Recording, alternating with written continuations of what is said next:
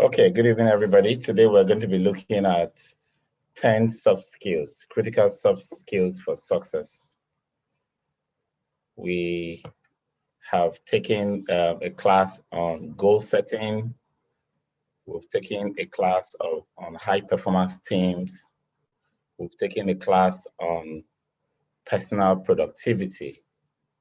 And today we're looking at skills that you need for success. Tomorrow, we will take a class on change management, and we'll wrap up on Saturday with a final class. And that final class is going to be on workplace safety. And that will wrap up our six series, giving back series for 2021, which focused exclusively on workplace productivity skills. So today, I'll look at 10 soft skills that you need for success. First, I want to break down the difference between soft skills and hard skills. When you take up a job, you typically have a job description that has aspects that are specific to the role. The technical skills for delivering that job, the knowledge and skills that are usually applied to that particular role. Those are your hard skills. So if you studied chemistry, for example, the skills to understand molecules and compounds and the rest, those are all hard skills. If you studied engineering or you're in an engineering field, handling the tools, working the machines, getting things to operate and work well are all hard skills. So if you're in facility management, you're probably wondering, what then are the hard skills in FM? Yes, there are so many technical skills.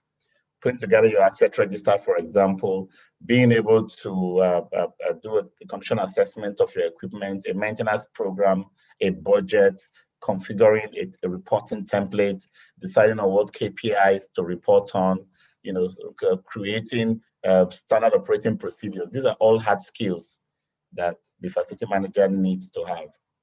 Then what are the soft skills? They are those skills which allow us to effectively work with others.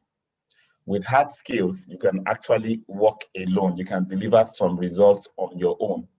But if you want to work with others, if you want to work collaboratively, if you want to work in a team, you definitely need soft skills. No matter what your position, organization, or industry, you work with people.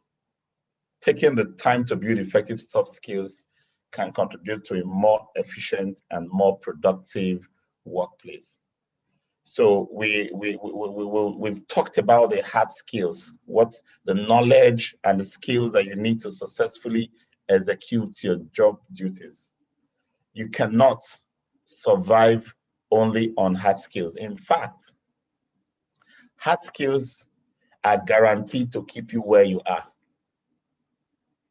And where you are for the moment, actually, because if you are good at a particular hard skill and that skill is needed, you'll be placed there, right? For as long as that skill is needed, you will be placed there. You will not be removed from there, okay? The moment technology shifts, the moment new systems are put in place, and that hard skill is no longer required, you are discarded like rag. That's the reality. Now, the hard skills gets you to that point and keeps you there. But nobody wants to get to one point and stay there. All of us want to be able to rise up. And to rise up in any field, in any industry, you must move away from specialists. Mind you, the specialist is the one that is thorough, expert in one particular hard skill. To move up, you become more generalist, which means you can now supervise, you can now coordinate, you can now manage, you can now lead. The hard skill is still there, but to move up any ladder, you now need to be able to work with people. You now need to, at least at the first instance, be able to work with other people who have those hard skills. You're not being put to lead them, to coordinate, to manage, to organize, which are all part of the skills we're looking at today. Okay, there are those skills which allow us to effectively work with others. Please give me a minute.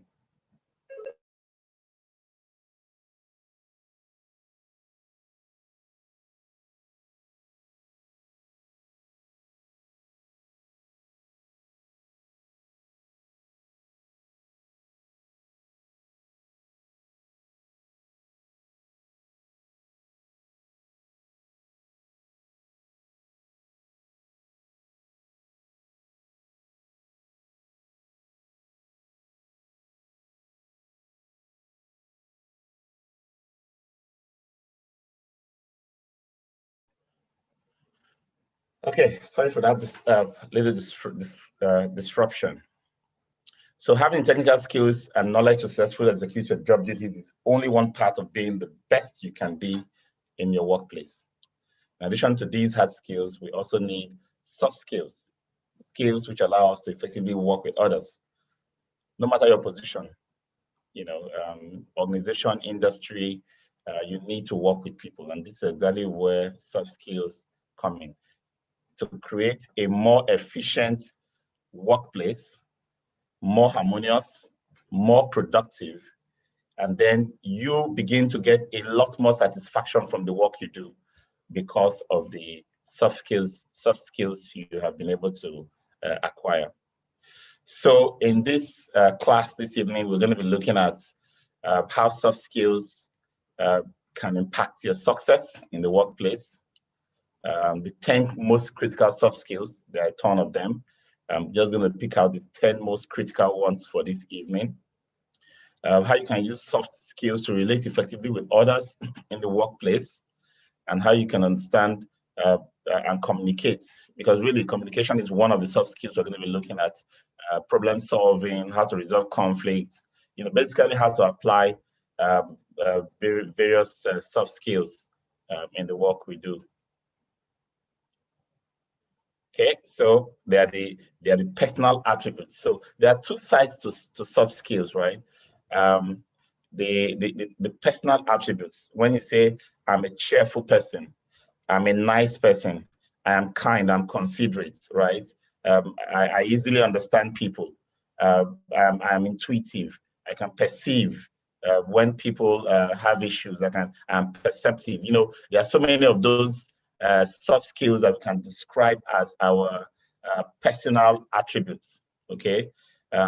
Now we also have soft skills that are interpersonal. Okay, that we can learn how to apply in our relationship with people. And then so they are both personal traits, like the ones I've highlighted before, things like optimism, and then enthusiasm, and kindness, and some of those other traits that some of us have inside us that we have developed over time because of the job that we do, or because of the environment we find ourselves.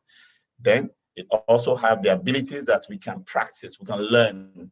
We can learn to be to teamwork. We can learn how to communicate using certain positive language, and terminologies. Those are things that we can also learn, practice, and bring them into the work that we do. So you don't see soft skills as something some people have. And because those people have soft skills, they are excelling in their job, and it's not your fault because you don't have those soft skills naturally. No, that's not what we're saying here. All of these soft skills we're going to be discussing this evening can all be learned, can all be practiced, can all be put to work for your good and for your success. Bottom line in my introduction is the fact that you really, really can't rise up. You can't become that manager. You can't become that MD. You can't become that director. You can't become that GM if all you rely on is the specialist skill of the profession, of the job that you have. If you don't know how to lead, if you don't know how to coordinate with people, you don't know how to communicate with people, you really can't rise above where you are, and that is the truth. Okay, so they allow us to effectively relate to others. If you apply soft skills, we build stronger work relationships, and there'll be more productivity. Your prospects, your career prospects is higher. Your ability to rise quickly, your ability to be loved and listened to, the ability to make impact. Many of us say, "Oh, they don't listen to us." When I give an idea or suggestion, nobody wants to take my suggestion, right?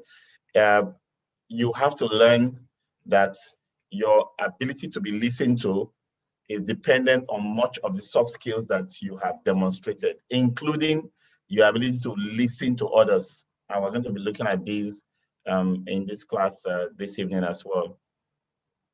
So if you neglect to develop your soft skills, then of course you will definitely be at a disadvantage. The good thing about soft skills is that they are skills that can be transferable to any job, any organization, any industry. They are skills that are useful in every circumstance you find yourself. Okay. Some of these skills include communication, listening skills. You see, we separated communication and listening because listening is supposed to be part of communication, but for some strange reasons, we are taught how to read, write, and speak in school, and we are not taught how to listen just as well. And all of those three things I mentioned before, read, write, and speak, are all equivalent to being able to listen if you're going to put them on the scale. All right, showing empathy, networking, and self-confidence, and being able to receive and give feedback are all important soft skills that we need as facility managers. Let's take empathy and emotional intelligence quotient. How aware are we of our individual traits, our own circumstances, and those of people around us? Empathy is the most important soft skill we can develop. It helps us to have better interpersonal interactions. It's the ability to identify with another person's experience, being able to put yourself in the shoes of someone you are interacting or relating with, and see with that person's perspective, be able to see with that person's view. That's what empathy is about. It's not just being able to share in somebody's experience. That's a common one, but being able to put ourselves in that experience, in the sense that we feel it the way the other person feel it. Often you're going to have a lot of divergent opinions or views or disagreements, outright disagreements in the workplace. What empathy does is helps you to see from multiple angles. It allows us to imagine ourselves in another person's shoes, to respond to others, and even to vicariously experience others' feelings and emotions. When you say you have a high emotional intelligence quotient, empathy is the key tool to having a high emotional intelligence quotient. We demonstrate empathy, create connection with others. This can help build teamwork and create shared goals. When we talked about goal setting and getting things done, one of the things we talked about was teamwork and being able to share a vision to the team. The key lesson from this is nobody will care what you know unless they know that you care. So in essence, for you to actually be able to share a vision and get people to understand and get people to accept, buy in, and run with that vision, you must first show that you understand who they are. You must first show that you appreciate their own circumstances and that you can see things from their own perspective. That's how it helps us to forge relationships and helps us to share this vision that we're talking about. It's that, and when you talk about emotional intelligence, it's the ability to recognize and manage our own feelings so that they are expressed appropriately when we express our relationship or express our feelings with others. Sometimes you want to talk. Oh, that's my kind of person. I express myself freely. I don't care who's us is God and stuff like that. No, that is low emotional intelligence. What an advanced emotional intelligence requires is that you care. You know how the words you use, if not carefully chosen, can hurt the next person. How they can create the wrong impression in the mind of somebody you are trying to communicate to, even in the minds of those you are not even trying to communicate to. So let's look at the four components of emotional intelligence. Self-awareness. Understand your own feelings and motivations. What is driving you? Sometimes you are trying to correct somebody, or sometimes you are trying to pick out a fault or criticize somebody. What are your real motivations? Can you actually, pause and ask yourself, what is driving this action of mine? Is it for the overall good, or is this just so that I can look good? You know, some people, they look good only when others look bad. That's very low emotional intelligence quotient. You should look good even if you are not the best looking at that time compared to others around you. Don't have the mindset to try to pull others down by exposing their faults, criticizing them publicly, trying to pull them down so that you can look good. That is a dangerous trend when it comes to workplace productivity. And then understand and recognize your own feelings. What motivates your actions? Self-management. How do you express those feelings appropriately? What am I feeling right now? That's self-awareness. Self-management is, how do I express my feeling correctly so that I can communicate what I'm actually feeling without being derogatory, without being harsh or brash, without trying to run somebody down or ridicule anybody. Social awareness, our ability to recognize the feelings and needs of others and the norms of a given situation. Sometimes you are in an environment where it doesn't look proper what is happening. You take some thoughts around how to react, how to respond. You want to set things straight, but there are certain words that you will use that will make everybody forget the graveness of what you met as a situation and focus on you for the hurt that you have just created.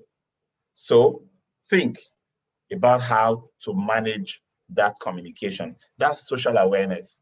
You probably have older people around you. Many of us work with workers that are below us, in the work environment, but they are older in age, probably older in the organization, and want to assert our authority. All right? We must blend this with social awareness.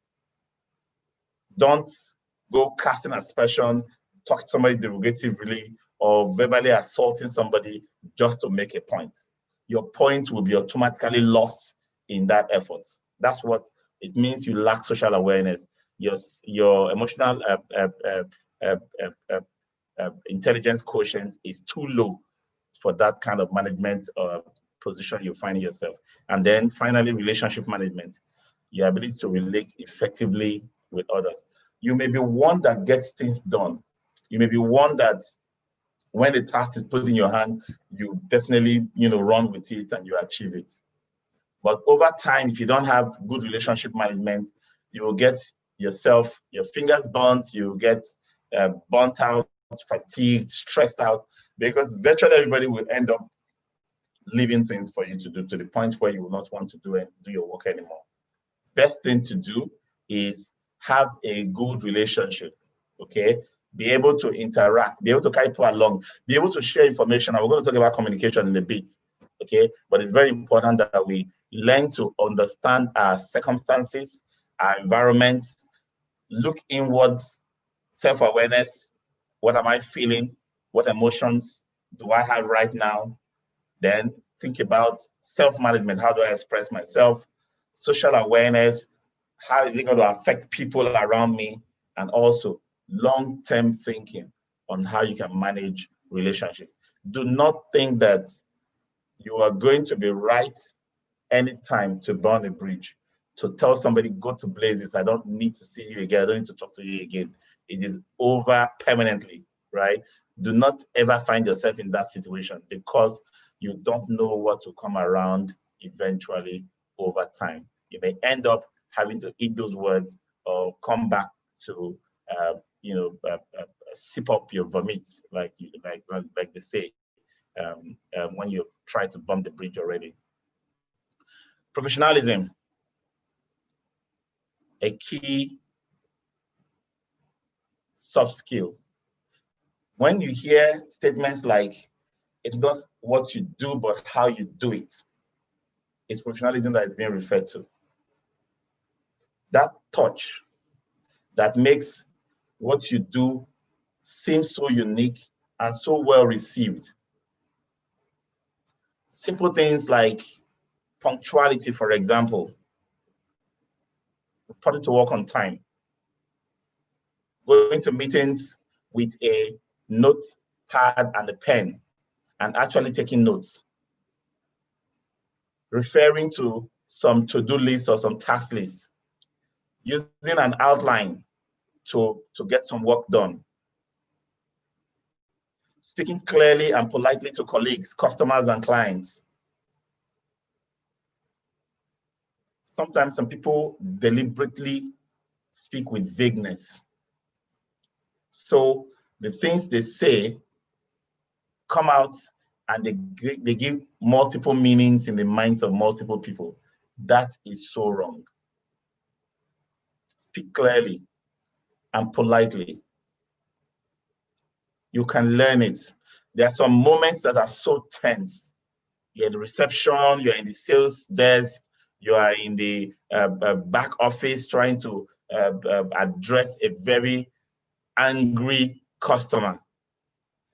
You must learn to always prompt yourself, pinch yourself, tap yourself and say, I want to speak clearly and I want to speak politely. Another angle to professionalism is give yourself high standards and work to those standards.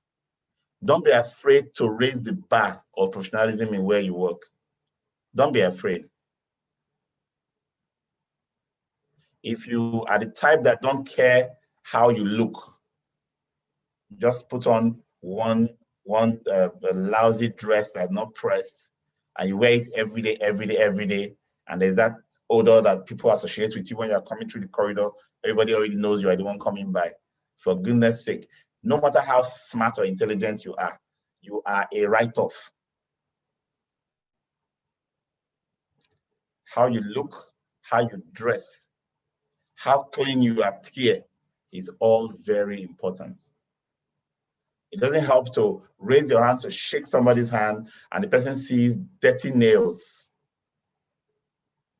scratches all over the place, and stains on your cuffs, which shows that you've been wearing that shirt for so long.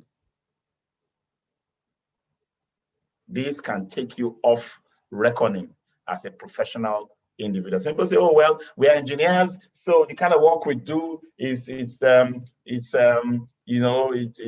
field work, so we're always casual and stuff like that. That does not take away professionalism. If you want to wear jeans to work because that's what your work requires, it doesn't mean you wear one jeans from January to December, not washing it. No, it's not acceptable. Or you put on flip-flop, bathroom slippers, and say, oh, it's casual. We're just being casual. There's no work that you should be doing with flip-flops, whether you're a male or a female. So professionalism is very important to the things we do. It is the way you carry yourself that you will be addressed. If you look like riffraff, no matter the position you are given in the organization, no matter how far the salary is, no matter how much knowledge you have, you'll be addressed like one. In fact, when people are trying to say, who's really good at this job, all of those nice things you used to do will be easily forgotten. People will start conjuring up an image of the ideal leader, the ideal manager, who is always looking good, who is always intelligent, who always talks politely, who always gives instructions correctly, who always has an outline or a standard operating procedure for doing things, who is always coming prepared. That's the kind of image people conjure up. So one sloppy, always tired, fatigued, dirty, and smelly individual does not come to mind.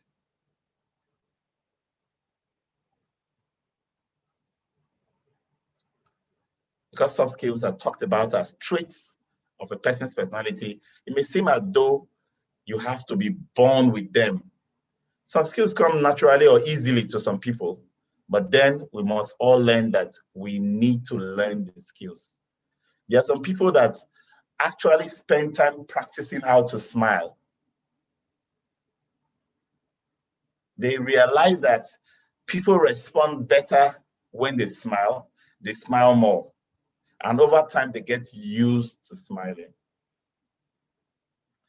If you've heard the statement, fake it until you make it, it applies here to soft skills. Don't give up on yourself that, no, I'm not able to adopt a certain soft skill. Even when I see that skill, it's helping others to rise. Many of us cannot pin down some reasons why we were not given that promotion, why we didn't win a certain award, why people didn't rate us highly, and so on and so forth. When we come to look at the books, the statistics, the numbers, we are always the best. When people want to now rate us, when we want to get elevated or promoted, you'll be surprised that people just go for people with soft skills, people with good appearance, people with good presentations, good manners. Because we all have our own preferences and ways of moving through the world. Some soft skills may be more difficult to learn than others. But if you think back, you realize that the same thing applies to hard skills. People say, oh, I'm not good in maths. I'm not good in arts. I can't memorize stuff. I cannot sing. I cannot play instruments. I cannot learn languages. These are difficult. Yes, nothing good is not difficult. Everything that's good comes with effort. So identify those soft skills that come naturally to you and then note them down because you're going to develop them further. They are your strengths. Note the ones that don't come naturally to you and see how you can develop them. Practice. Sometimes you may not be immediately good at a particular soft skill, but you need to just keep putting effort into it. Over time, you begin to get more and more feedback as you practice.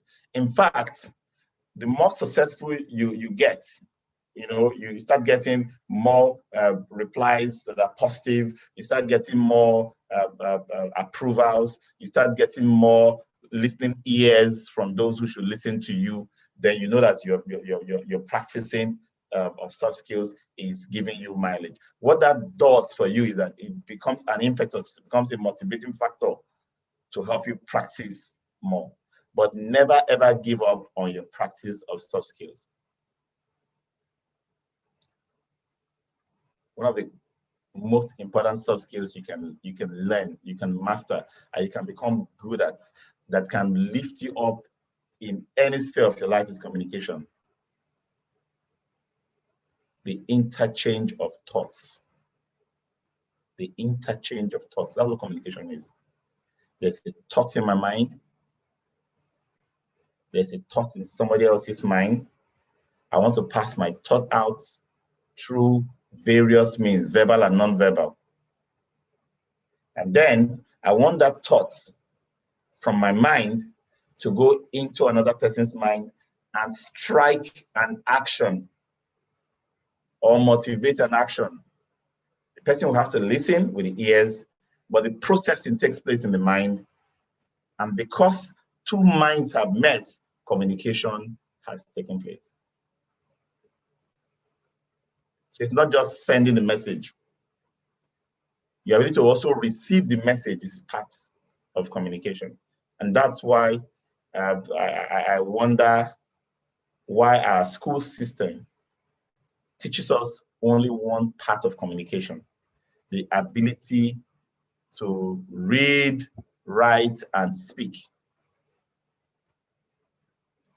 That's only half of communication. The other half is the ability to receive messages and interpret them the way it was intended by the person who is passing that message.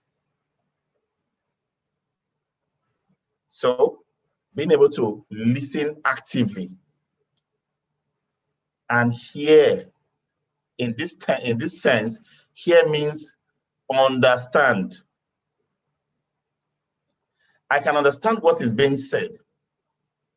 I might not accept it as a new opinion of mine, but I should be able to understand it the way the person who is communicating it to me understands it.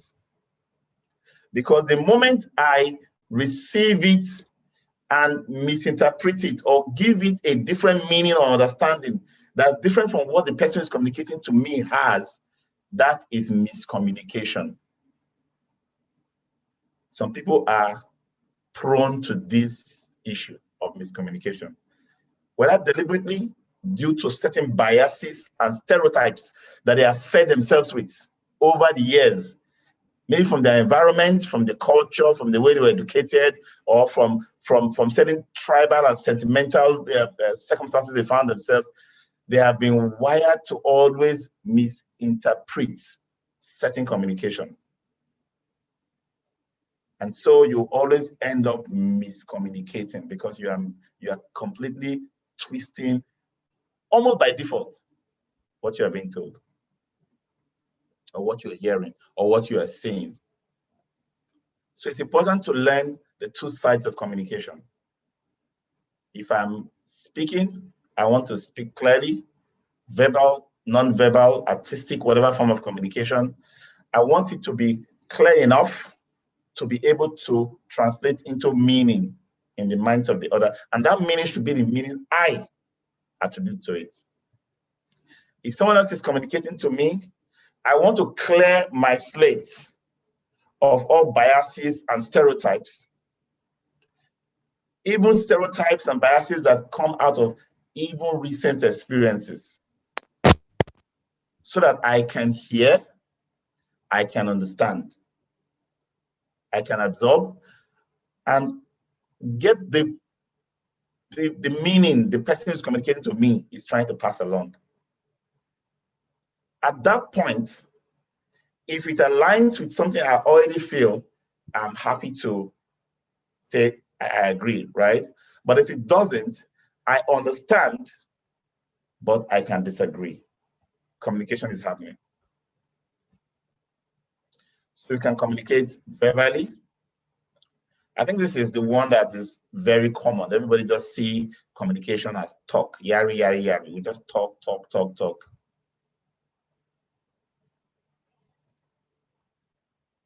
Could be written.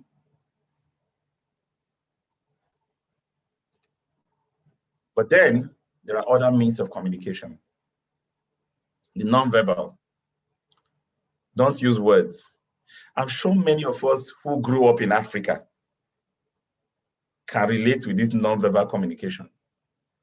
Just the look on your mom's face, even when a smile is plastered on top of that particular face, you take a whole page of instructions.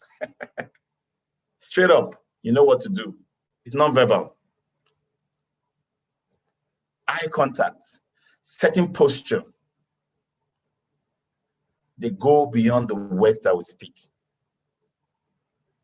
So the words that we speak, the words that are written, of course, are the verbal ones. What about body language, gestures? How close you get to someone that communicates something as well. Or whether you touch the individual. and where you do that touching. They're all communication. Artistic communication through images and other creative works. You look at the painting, and after a few minutes, you have a full story just by looking at that painting. A picture is more than 1,000 words, isn't it? And they have the musical communication. Music itself is a language. It's an art form for communication, for communicating.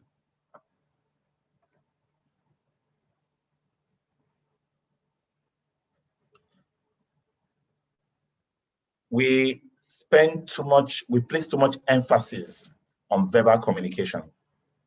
What someone said, what we thought we heard the person say. But non-verbal communication is actually more powerful. How you use your body, how you react.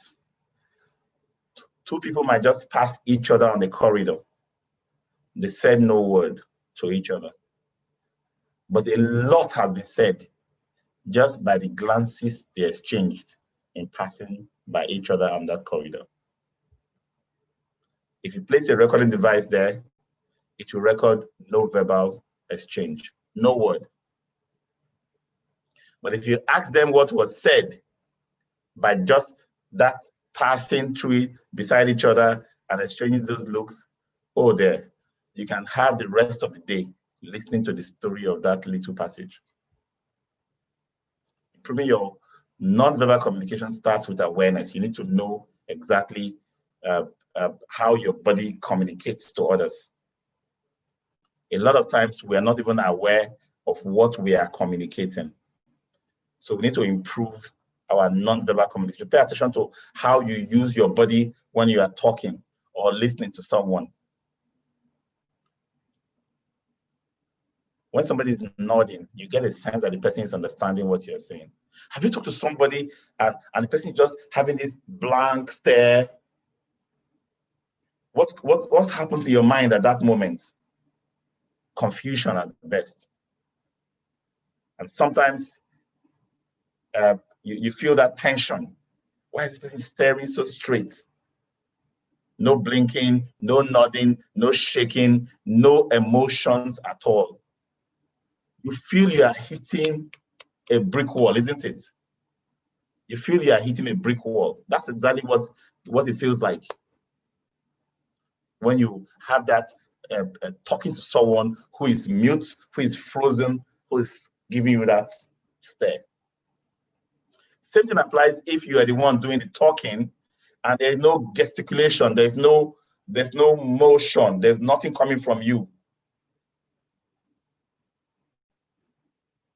There are many books that have been written about all of those hidden meanings. There's so much on the internet. Research them. Then pay attention to the non-verbal motions or activities of your own self while you speak.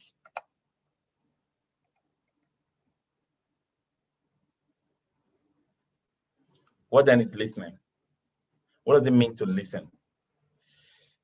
If somebody is presenting an information and I'm processing my response, can I say I'm actively listening?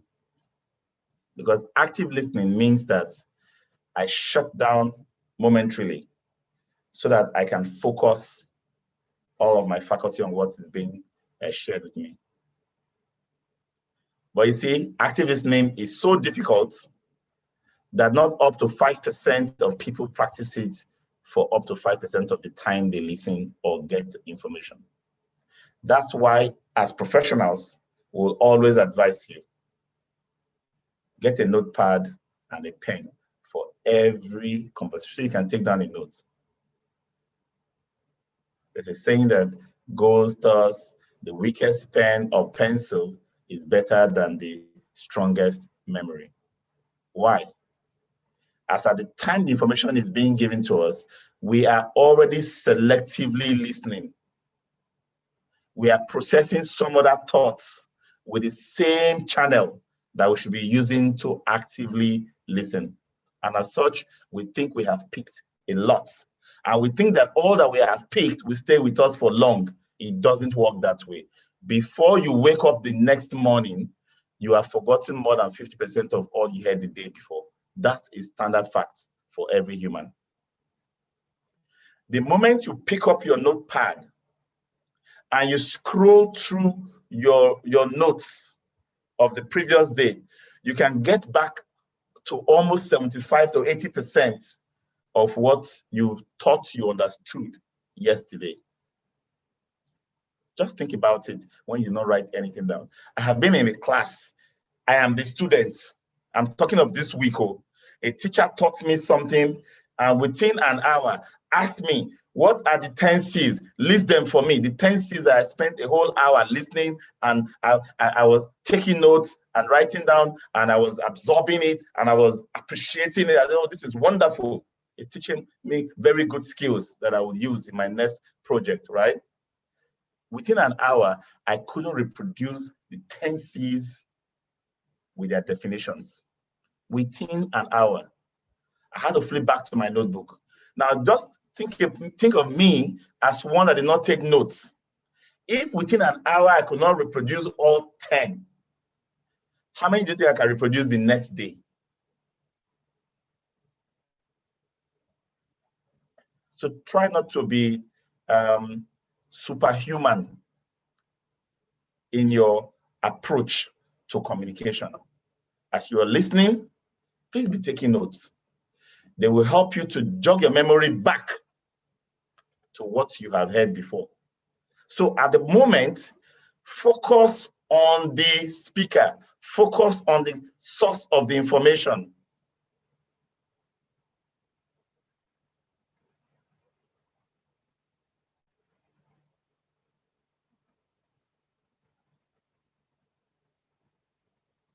And let me just add one more point about listening, really. If you are a good listener, you will win more power and influence over people. You'll be perceived as a very knowledgeable, very wise, very well-behaved and professional individual, just because you know how to listen. Not necessarily because you are smarter than everyone around you. Because as you are listening and you're asking more questions, you're getting better understanding, you're actually leading that individual who is trying to get ideas from you into his own proper solution. Sometimes you will say very little. Sometimes you will say nothing. And yet you'll be perceived as a wise person. Some of us just open our mouths in the morning, and the mouth stays open till we are snoring at night. In fact, some of us are still talking and snoring already, because we talk. Pinch yourself, prompt yourself and say, am I talking too much? Earlier on, we said, talk clearly, speak clearly, so that people can understand. Don't try to confuse people. Don't try to speak in codes, or try to give ambiguous exposition or opportunities where many people hear from you and they give different meanings to what you have said. No. Don't. Be open with information. Be clear with information. It helps to build relationships. It shows that you are transparent, and it shows that you are an honest person. Open, honest communication is the key to building workplace relationship and demonstrating professionalism. You don't necessarily have to say, because I want to be open and transparent, start discussing about my wife and my children and my in-laws in the office. No. That's not what we're talking about. I'm talking of work-related discussions. Don't be the one that is seen as the coded one, that hides information, that gives out things in piecemeal to feel or seem superior. It's not necessary. It's not necessary. Being willing to communicate with people. People if people sense that you are hiding something, oh boy, your ability to lead is destroyed completely. And you may think that by withholding information, you'll be in a superior position. No, it doesn't put you in a superior position. It only makes you one that is ostracized, because people are suspicious. Every time you say something, they are looking for another meaning to it because you are a coded person. It damages workplace trust and relationships, lead to lower productivity and morale. You know, and we say, don't try to play God around your colleagues. People should feel that you are a human being as well. There are certain vulnerabilities that you can leave open so that people know that this is not your area of strength. So that's where your subordinates and your team members can come in, because they know where your strength is, they know where your weakness is. Even if you are working on the weakness, they don't try to cover up. I don't make mistakes. And they try to justify, try to rationalize, try to argue, when obviously you are out of line in a particular matter. If you're in line in 9 ways and you're out of line in 1 way, admit it, own it, take accountability for it. And then teamwork. Find ways to build teams that accomplish what needs to be done in the most efficient and accurate manner. This is challenging. But when you bring teams together that have diverse opinions and ideas and skills, both hard and soft, and they can relate with one another, the kind of things you achieve is not ordinary. Michael Jordan said, talent wins games, but teamwork and intelligence win championships. If you want to be the one that succeeded in your organization, why all else failed? Of course, you know that means your mission also failed, right? Then you don't need teamwork. There's hardly any job we do in facilities that is not related to working in teams. We all need to imbibe this skill. Einstein said that everyone is a genius. But if you judge a fish by its ability to climb a tree, it will live its life thinking it is stupid. What does that mean? We all have what's unique about us. We have our strengths. We have our weak areas. What teamwork does is that you identify the strength of everybody in the team and you assign tasks that fit those strengths. That's putting a round peg in a round hole. That's the key. Build different talents and skills and capabilities for each team member. Whatever they bring on board should be identified and harnessed. If you come into my team with a certain skill, I know that skill. I will help you develop that skill. I will make sure that when I'm giving team assignments, I pull you in wherever that skill is required. That's how to get team members to work together for success.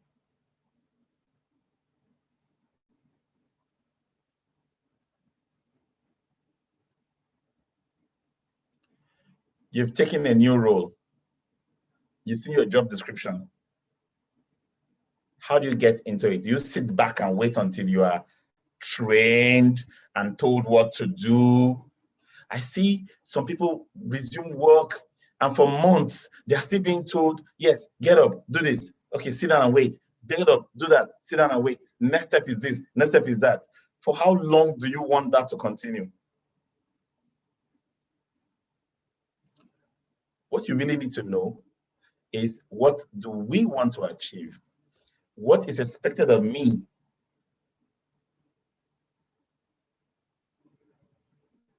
That's really what you need to know.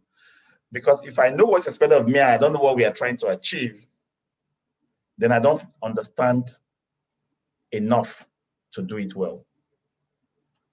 But because I know what we're all trying to achieve, what is expected of me is like a piece of a puzzle. I know where it fits into the big picture, and I know where other pieces of puzzles are being handled by others also fit into that picture. But do not get isolated. Learn everything and know how you bring results into it. Because you know the big picture, you know what you do, you also need to know what others will need to do. It's what I call system thinking. In system thinking, you know what the overall output will be. But for you, you also have your input, process, and output. For the next person, there's also an input, process, and output. In a team, the output of Mr. A can become the input of Mr. B. If Mr. B thinks that he's going to focus on his own process alone and his output, to make sure his output is intact, his output is the best, without considering what Mr. A will give him to become his input, he might as well fail, because you cannot do better than the input you get. So collaborative working relationships helps me to focus on what Mr. A is doing if I'm Mr. B. Mr. A, have you checked this? Have you cross-checked? Have you done that? Have you done that? I am doing that because I know that his output automatically becomes my input. I am focusing on my input because it's my input that's going to give me the kind of processing and the kind of output that will give me the results I need to grow and succeed, isn't it? So if I want to focus on my input, I know that my input is someone else's output, isn't it? That person's output is dependent on the person's process, and the input that is coming as the output from another person. System thinking means that we all see ourselves as part of a network of networks to produce an overall result. So you will not have that mindset of, I don't want to interfere in what others are doing. And then I don't want to interfere in what others are doing, and I have an alibi. Whenever the output from their process hits me and becomes my input, I document all the faults with it. Because of course, I'm guaranteed to produce a very bad output. Just so that when I'm asked how bad is my output, why is my output so bad, I have an inventory of all the faults that came from the last person's output, isn't it? Who has succeeded in this process? No one. The organization makes no growth. The organization makes no success. And then we are surprised that they are downsizing and we are being fired, or salaries cannot be paid, or somebody we are not getting promoted, or we're not getting salary increment, or we're not winning new jobs. We are complaining. When we live in a system that we have on our own corrupted, because we refuse to learn the whole process, because we refuse to learn the system that is interconnected and networked. We sit in our own isolated points and have our bag of excuses to use as an accounting for our poor output. Because of course, the next person is going to take this poor output from me is going to also have his own checklist of all the faults and defects from my output, which is now his input, right? And he gives out a very bad output, and the system continues like that. For how long do you think an organization can survive? So the learning here is very simple. Learn to work collaboratively. Build relationships within your team, within the organization. It is only the success of the organization that I can count as my own success.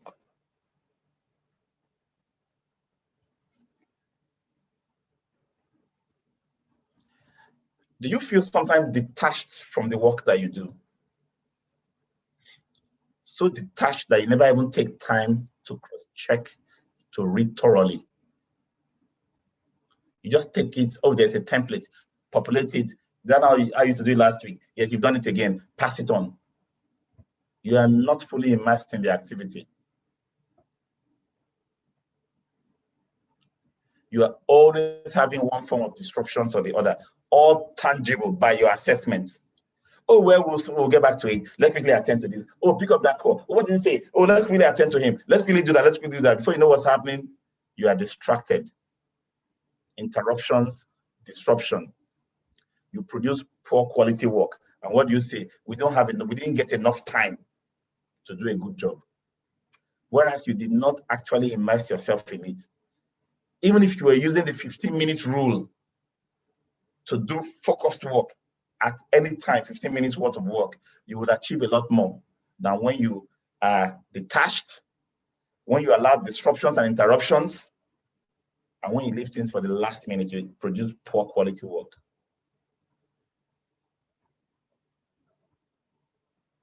Is there any job that you find yourself that does not have problems that you will need to solve? Whether they are big problems or small problems, we all solve problems every day. Learning how to apply problem-solving skills can help us, enhance productivity and cultivate good relationships by focusing on shared goals and solutions. There's something I hate in all of my career, and that is piling up excuses. You meet a small roadblock, you meet a small setback, your first bet should be to creatively solve the problem and get through it. When you can't, right in that moment, you seek help. But some of us will get frozen at that point. And we'll now document that challenge, that obstacle. We'll arrange it very well and keep it for reporting day. Oh, well, you should have accomplished that. Didn't you know I had this problem? Look at my big problem I saw. I couldn't solve it. Here the problem is. You present the problems as if it's an award, as if an achievement. And then you raise your hand up in the air. It wasn't my fault. It was someone else's work or some agency or some obstruction or even the rain or something stopped me from doing what I needed to do. I don't take that. Don't bring that challenge as the solution or as the achievement you were sent to go and get. No. You first try to solve it. When you can, that's what the team is for.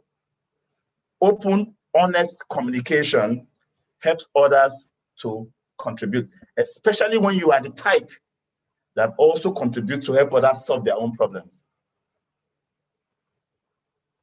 Not when you came up with your fantastic, shiny reports. Everybody are wondering, oh, this your Excel skill is very wonderful. You know this, you're able to do this. Oh, yes. And when your colleague is trying to create a report that good, he's having some challenges, you can't help him out.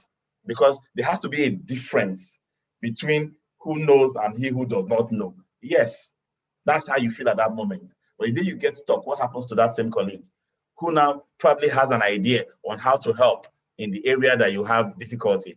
Will he help? Are you building a collaborative team? Will you say that you have a high emotional intelligence quotient? Will you say you have the kind of soft skills that will make you a leader someday over that team?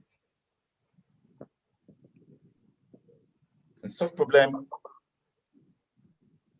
because we solve problems on a daily basis.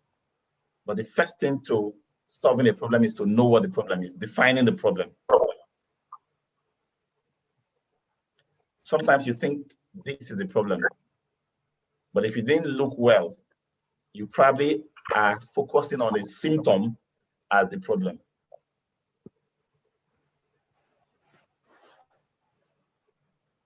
A lot of times we have certain biases, maybe based on a recent experience with somebody, you just conclude that this person will not help without even asking. You stay stuck in the problem. If you ask yourself what the real problem is at that time, it may not be the challenge you are trying to unbottle or not. It may be a bias, a feeling you are having, a negative feeling about your colleague. That will be the problem at that time. Because if that wasn't there, you'd have taken this challenge for discussion, but you've concluded that this person will not help, and as such, you didn't even bother. So if you don't actually define what your real problem is, you can't even start looking for a solution.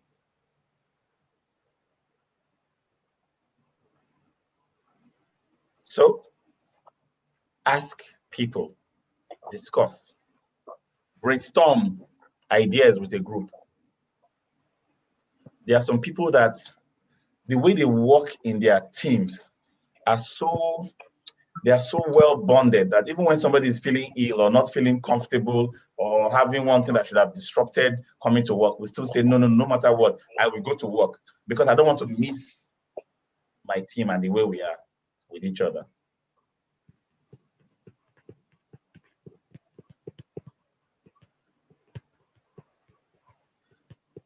Once you have alternative solutions generated, make plans and evaluate them. Give all alternative solutions equal and fair treatment. Don't shut down any idea.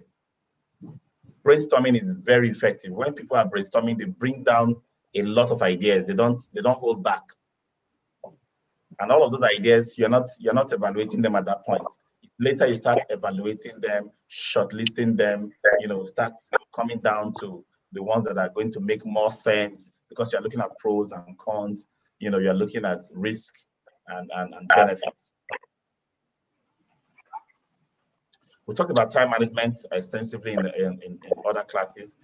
It's a soft skill that we must have, and I expect us to put this in place, how to schedule, how to prioritize, how to manage our distractions. And I taught the time management grid, the important and urgent, the not urgent and important, the not important, not urgent, and the urgent, not important. It's important that we learn that grid and know how to put in our tasks into various tasks into that grid.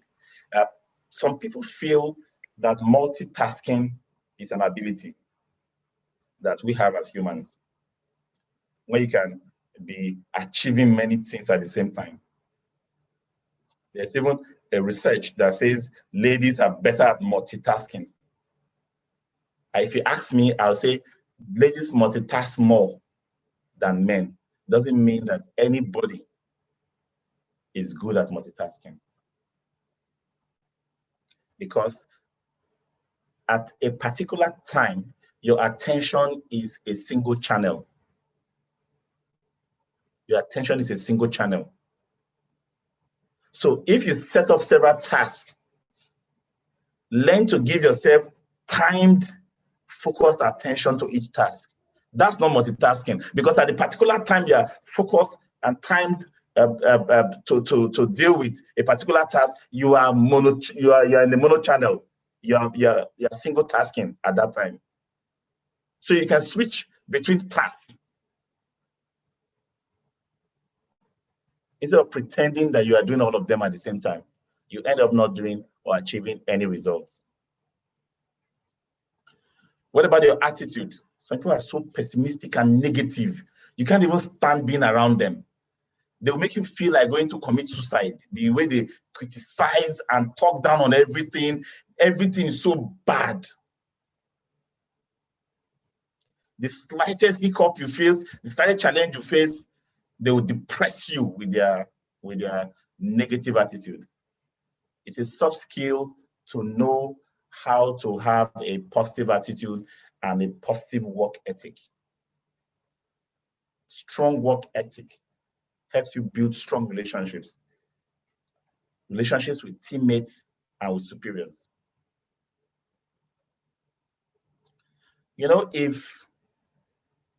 If you are seen as a resourceful person, valuable to the team, you'll be respected.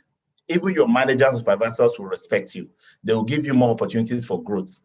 They will give you leadership opportunities. They see you as someone who accomplishes things because of your work ethics. Now, work ethics does not mean that you are the one that puts in the most hours. I know of some offices where people will stay on their desk till 9 p.m. because the boss has not left. Are they adding any value by staying back? No. They are whining, complaining, grinding. They're not doing anything extra. They're just showing eye service. If you show good results, you are punctual, and you meet your contractual obligations all the time, you are showing good ethics. You become an exemplary person in the organization. It's people who are actually mediocres that find themselves obliged to suck up to lick asses and boots and to crawl up, even kneel down to beg and cry in the office over petty things, because they know that they are not up to the position they've been put. They've not grown psychologically, they've not grown emotionally, they've not grown intellectually. They are stuck at the bottom, and they feel like it's a privilege for them to be in the position where they are. When you get to your personal productivity level, you won't beg to be on the job. You won't beg to be in any job. Even this era of there are no jobs, those who are at their peak of productivity, they are actually selecting jobs. They're calling the shots as to how much they will be paid. They're calling the shots as to what conditions they will be in their jobs. The others are, squirming at the bottom because they refuse to invest in themselves. Talked about this a while ago, care for others versus caring for ourselves. Shared goals with those we work with. Care for ourselves and care for others. Everyone is interconnected. This is what I call system thinking, and I spent some time doing this analysis. This is why you can be in a team and somebody will have a genuine problem. The rest of the team will band together to give that person some respite. Go, don't worry. Even if it's going to take a week, go and sort it out. We are with you. Your work will not suffer. Now, that's teamwork. We're caring for our team member because that person will be in the team. If someone else has an issue tomorrow, they will let that person off and everybody will band together to deliver that work, because the mission will not suffer because one person had an issue. That's what team does. Build trust. See, some level of healthy competition is good within a work environment. But let it be the kind of competition that if I move up, I move the next person up. If somebody is up, the person can move me up. Not the type of the crab. When one person is up and his effort is to pull the other one down, or somebody is up and the ones down are trying to pull that one up, down to meet them. Everyone should thrive. There should be openness and honesty. Continuously demonstrating that you are trustworthy helps not only to build personal relationship, but also create buy-in for your initiatives and projects. All those, they didn't approve for me to do this. I didn't get approval. I didn't get approval. Think again. Why are they not giving you approval? People who are deemed trustworthy by colleagues share characteristics such as they are skilled at the jobs, they are passionate about their work, they have strong work ethic, they communicate honestly and value transparency, they have others' best interest at heart. Nobody is suspicious watching his back. If you're always watching your back, that if you make the slightest mistake, somebody will hit on you or tell on you, or this kind of environment. It's dog-eat-dog kind of environment, rat race. You don't want to be in such an environment. The culture is toxic in such an environment. You can never pretend to be professional in such an environment or be productive in such an environment. It's not possible. One person can bring the kind of change we're talking about in that environment. Do you feel that the work that you do is a reward, that it's a privilege to be given work to do? Think about it. Many employees see the work that they have been assigned to as burden. They're happy to pick the salary when it comes at the end of the month, but they don't appreciate work as a blessing. You can never succeed in life if you don't see work as a blessing. It's not possible. You end up as that 60 or 70-year-old person who is a charity case. That's the truth. Those who dive in when they have the youth, those who push themselves hard, they never break under the work stress. It is those who form a lazy attitude, disengaged, only there for the picking of salary and money and benefits and rewards. They're the ones that lose out eventually. They're the ones that will start saying, oh, you see that man that is the owner of that business, we're colleagues. You see that man that is the MD of that place, we're colleagues, we're at the same level. In fact, this one was even junior to me. The difference has spelled itself out.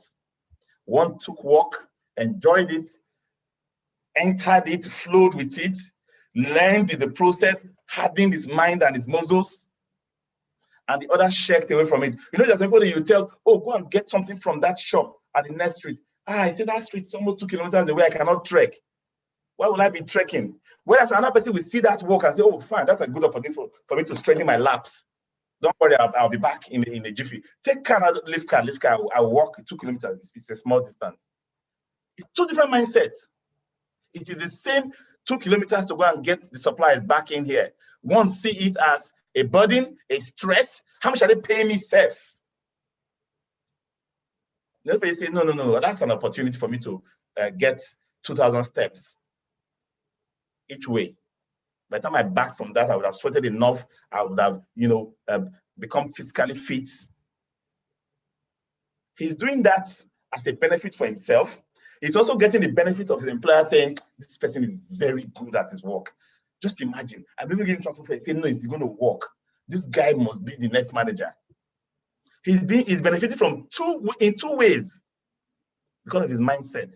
I would do it. By doing it, I get fitter. And you're getting recognition and reward as well.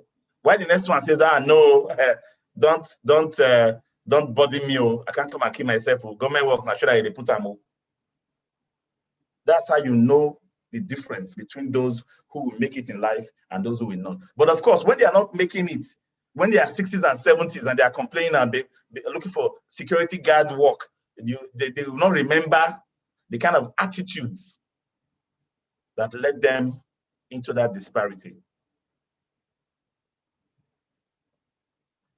Adaptability and flexibility, another key critical skills. Two of the most important skills you can have are adaptability and flexibility. Some people mistakenly think that the ability to change according to the needs of a situation or a willingness to compromise show weakness or a lack of conviction. It doesn't. The ability to compromise, change in response to changing situations and changing needs, and thrive are key to success in fast-paced workplaces. Think about it. Our workplaces will not remain the same way they are. In the past, it used to take 20 years to change from typewriter to desktop computers. Another 20 years to change from desktop computers to laptops. Maybe another 10 years.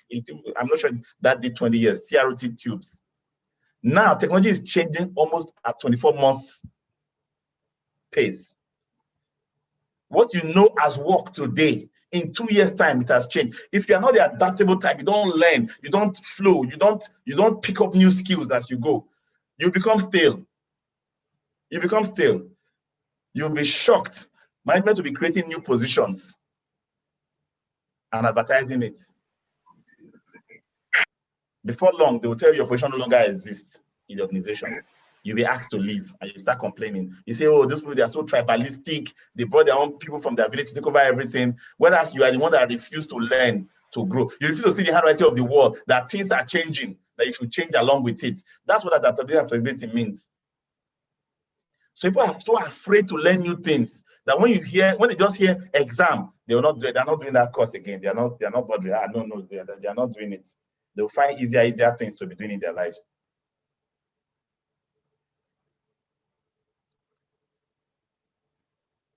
The good old days when everything was easy. This is how we used to do it. Now all these small boys have come in and spoiled everything. You hear that all the time from some old people who refused to adapt. That's how we've always done it. If it ain't broken, don't fix it. Leave it like that. That's how it works. It's okay. Nobody's complaining now. My dear, the era we are in now, it gets broken too quickly to wait for it to break. You start fixing proactively.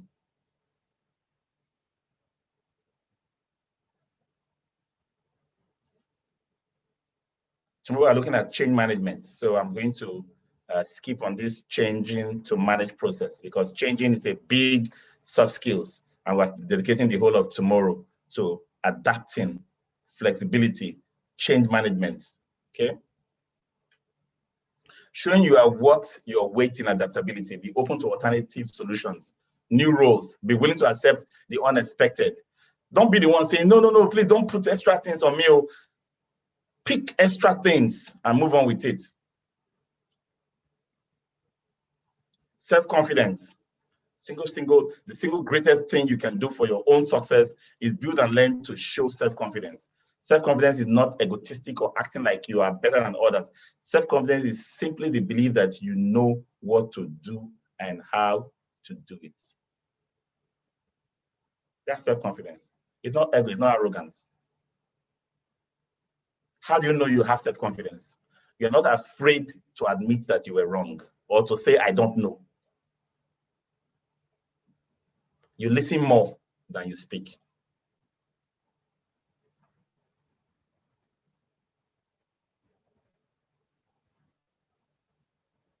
If you are always arguing that you are right in every situation, that's not self-confidence.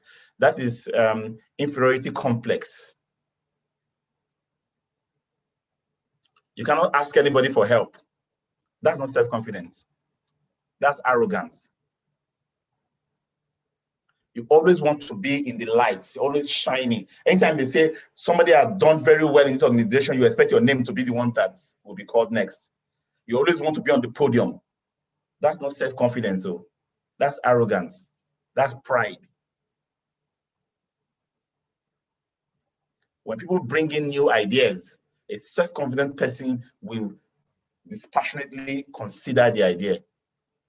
A proud and arrogant person will shut it down because he sees it as something that's going to create an exposure of his weakness. You don't want that to happen to you.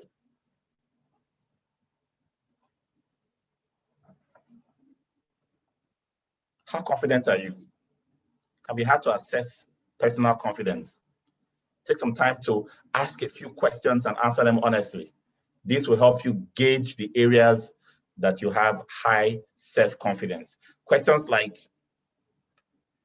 I intuitively know what's right for me. I walk my talk. I'm honest with others. I'm honest with myself. I feel comfortable being wrong. I am more interested in finding out what is right than being right. It is more important to me that I be right it is not more important to me that I be right all the time. I feel like I can meet any challenge. I operate well under pressure. I do not put others down.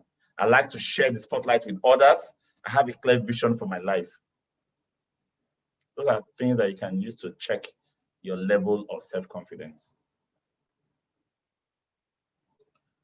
Then you can show your self-confidence by dressing well, practicing gratitude, saying thank you for everything. Somebody gives you a task, thank you. Somebody criticizes you, thank you. Somebody gives you a feedback, thank you. And spending time with people who are going to contribute to you, not people who are going to be nagging you down and give you, ideas that's going to bring you down. And then also learn to build up others. Don't take competition to a level where it's now a case of pushing others down while you want to rise. No, other people's success does not take anything away from you. It doesn't.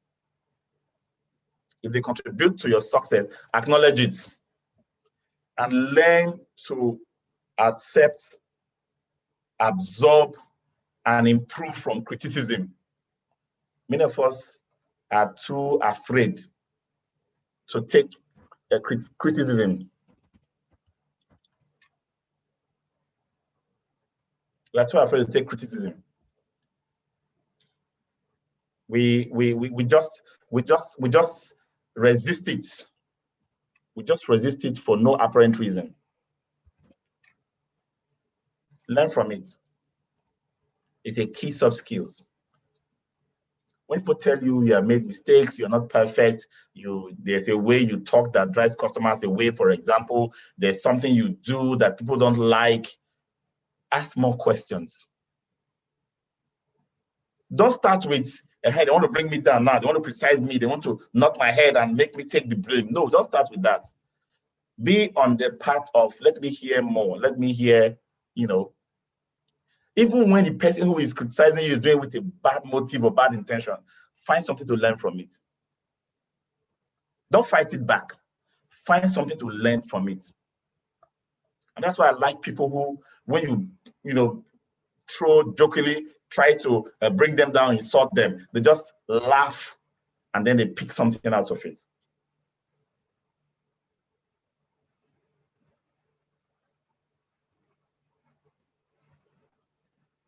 And then act on areas that you can easily improve on. Don't see it as somebody pulling you down. Try to act on it.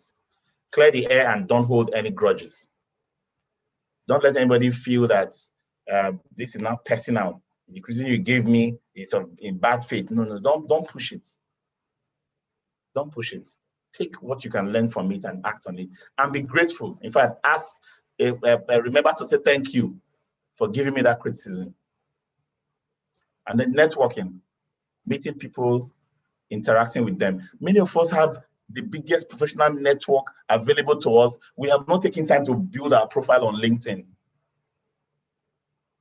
So people will work for years. It's only when they are fired, they want to create a LinkedIn profile, start looking for work. Whereas if they had networked with people, they have been part of the association, professional bodies, they know people of their colleagues in other organizations, they will not be looking for work when one employer is doing nonsense to you. You will stroll off on somebody else. You just chat to somebody one day, say, please come, I want to come and meet my boss. I have employed my own classmates before. We just talked as part of our networking. He said, we want to about where he works. I said, you know what? I think we can have a position for you in my company. He came in and it was only almost 500 and something thousand. Of course, he could isolate himself. I won't even know what's going on with him. And he probably would have stayed on a job of 150 or 200 for another 10 years. Who will know? But that's what networking does. It's mutually beneficial. Don't be on a network always to ask. Once in a while, you found something intelligent that you found somewhere, drop it for your network to also read. Will you find this interesting? Or you got a new material, you drop for network to see. You see a new vacancy, you drop it for them to see. It's not every time you go into a network to take. Always find things that you will not need or that benefited you that you think others in your network will need. You drop it for them. That's how to network. It's two-way.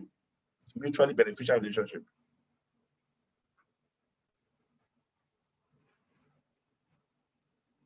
Identifying others' interests, common interests, how they mesh with yours and integrate with others. When you network with others, it's key to identify others' interests. Helps you identify common interests and goals, as well as areas in which you can offer of yourself to them.